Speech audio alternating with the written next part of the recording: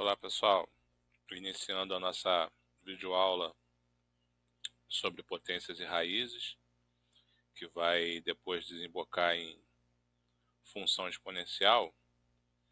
A gente tem, antes de mais nada, uma reflexão interessante aqui, né? O que você pensa sobre números grandes?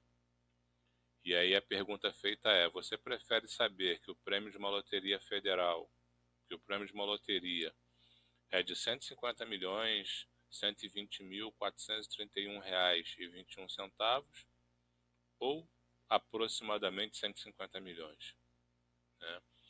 E a gente percebe que até pela questão do valor ser um valor tão grande, né, a gente não precisa desses detalhes aí. 120 mil é até engraçado falar assim, né, mas nesse caso 120.431 é um detalhe. É lógico que a gente sabe que para a realidade do brasileiro mediano, esse detalhe faria toda a diferença, né?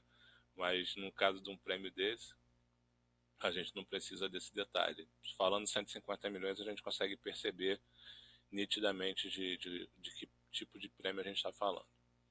Tá bom?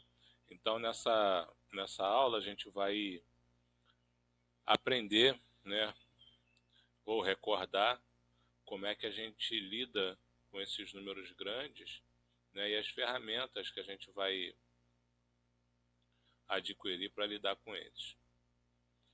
Potenciação é uma operação que a gente pode ver como uma multiplicação resumida, né? Potenciação nos números naturais é uma forma de representar a multiplicação de vários fatores iguais. A gente percebe que na definição a gente tem a elevado a n é igual a vezes a vezes a vezes a, n vezes, né? Então a gente tem aqui o a sendo multiplicado por ele mesmo n vezes, ou seja, a gente tem n fatores iguais a a. E essa multiplicação do a por ele mesmo, representada aqui de maneira resumida com n fatores a, né, quer dizer a vezes a vezes a vezes a, apresentando n fatores, a gente fala de maneira resumida como sendo a elevado a n. Tem algumas consequências disso, né, o fato de que a elevado a 1 é igual a mesmo, o fato de que a elevado a zero é igual a 1, que é uma das perguntas que eu mais respondo, né, nas minhas aulas presenciais, por que o a elevado a zero é igual a 1, e o a elevado a menos n, que é igual a 1 sobre a elevado a n. De maneira sucinta, a gente costuma dizer que potência de expoente negativo, a gente inverte e escreve o expoente positivo. Tá? A gente tem 5 propriedades de potência, né? Potências podem ser multiplicadas, divididas e concatenadas de acordo com as seguintes propriedades. A gente tem 5 propriedades aqui, tá? Essa primeira é o que a gente chama de produto de potência de mesma base. Está indicando para a gente que a elevado a m multiplicado por a elevado a n, a gente pode dizer de maneira resumida que é a elevado a m vezes n.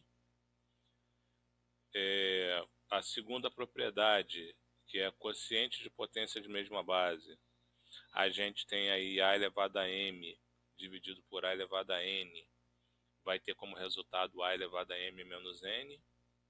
A terceira propriedade, que é potência de potência, né? A gente chama assim porque a base da potência cujo expoente é igual a n é uma outra potência, que é a elevado a m.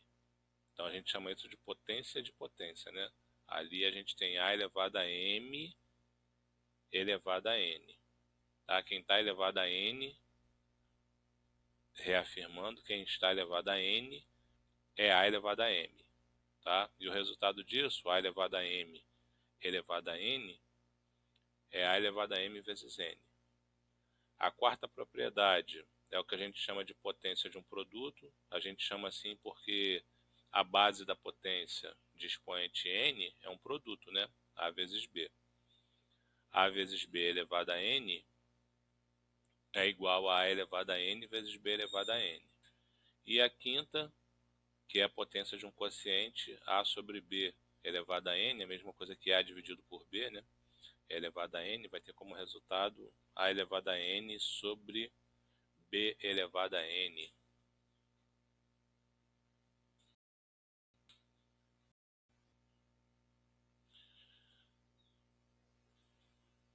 Dando uma olhadinha agora na operação de radiciação, a gente vai ver radiciação como sendo a operação inversa da potenciação. Tá? A gente tem anotado aqui que a operação inversa da potenciação é a radiciação.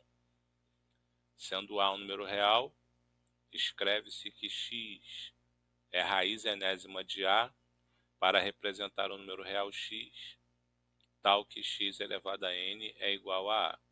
Ou seja, a gente diz que a raiz enésima de A é igual a x se x elevado a n for igual a A. Como exemplos, a gente tem aqui que a raiz quadrada, né, que é a maneira como a gente trata a raiz de índice 2, né?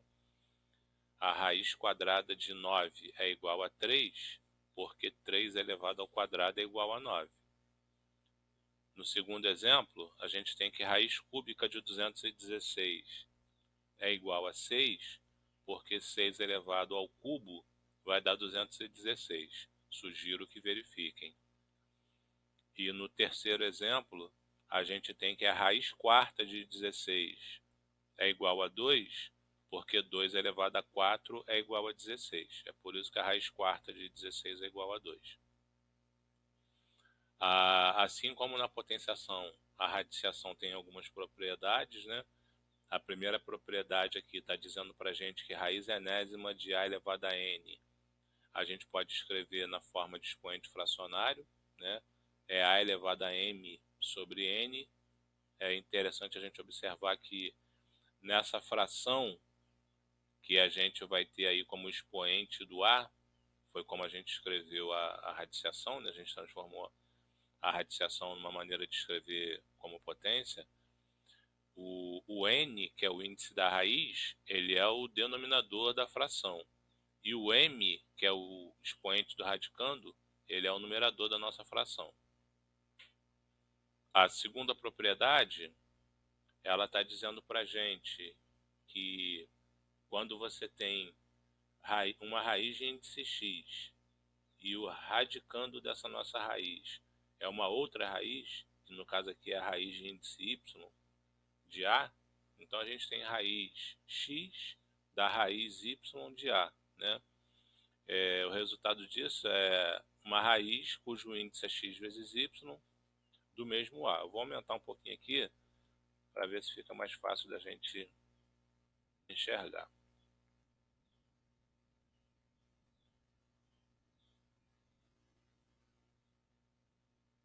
Aqui. Estou aumentando porque fica bem pequenininho, né? Aqui na... Mas é isso, tá? Na verdade, os valores não são nem x e y, né? É u e v. A gente agora percebe melhor. É u e v. Nessa segunda propriedade de radical. Então, o que a gente tem aqui de maneira sucinta, dizendo o que aconteceu aqui, quando a gente tem raiz de uma raiz, a gente escreve isso numa raiz só, né, multiplicando os índices. Tá? Então, uma raiz era de índice U, a outra raiz é de índice V. A raiz resultante é uma nova raiz, uma raiz única, né, de índice U vezes V. Não confundir com a terceira propriedade, né? Que a terceira propriedade a gente tem aqui é um produto de radicais, tá? É uma raiz enésima de A multiplicado pela raiz enésima de B. A gente pode escrever isso numa raiz só, né? Vai ser raiz enésima de A vezes B. Então, o que a gente fez foi conservar a raiz e multiplicar os radicandos. E na quarta propriedade, a gente tem que a raiz enésima de A dividido pela raiz enésima de B é a raiz enésima de A dividido por B. Tá? É a mesma coisa que a gente teve na propriedade 3, só que na propriedade 3 a gente tinha uma multiplicação de raízes de mesmo índice. Na propriedade 4 a gente tem uma divisão de raízes de mesmo índice. Tá legal, gente? A gente tem aí a ressalva de que se o n for um número ímpar, né, o índice da raiz, aliás, desculpa, antes, em qualquer situação o b tem que ser diferente de zero, né? Isso aí é só porque a gente não tem divisão por zero, né? As situações que a gente tem aqui é que se o n for ímpar, essa propriedade que a gente acabou de ver, ela é válida para qualquer a e b real, né? Isso é porque raiz de índice ímpar independe se o radicando é positivo ou se é negativo, tá? A raiz vai existir. E na linha de baixo a gente está dizendo que se o n for par, o a e b tem que ser números reais pertencentes ao conjunto dos números reais não negativos, tá? Sendo b diferente de zero, como já tinha sido solicitado anteriormente. O b sempre vai ter que ser diferente de zero. Motivo da gente ter a e b aqui como sendo números pertencentes aos reais não negativos, né? Não serve se o a for negativo ou se o b for negativo, é porque a gente não tem raiz de índice par de números negativos. Beleza?